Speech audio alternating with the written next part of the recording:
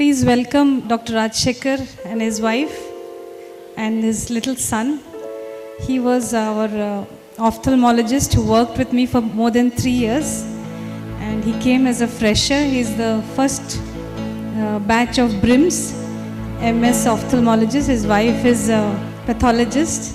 He worked for me 3 years, very dedicated surgeon. He became perfect in both SICS and FECO, and now they've started their own practice in Aurad. I have the good fortune of training so many eye doctors and setting up their clinics. God has given me that blessing. So many have come and worked with me. One of them, special doctor, is our Dr. Rajshekhar. We feel sorry that he has left us, but at the same time, we wish him all the best. Before he can say a few things, we want to honor him.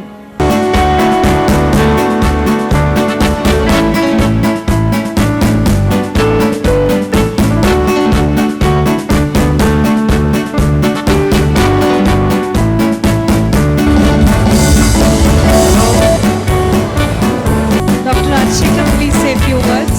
ಕನ್ನಡನೇ ಹೇಳ್ಬೋದು.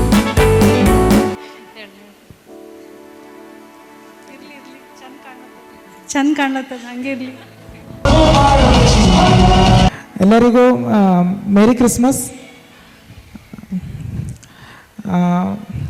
ಯಾರು ಭೀ first ಆಫ್ಥಮೊಲಜಿಸ್ಟ್ ಬಿದರಕ್ಕೆ ಬರ್ತಾರೆ, first ಎಲ್ಲರೂ silence ಹಾಸ್ಪಿಟ್ಲಿಗೆ ಬರ್ತಾರೆ.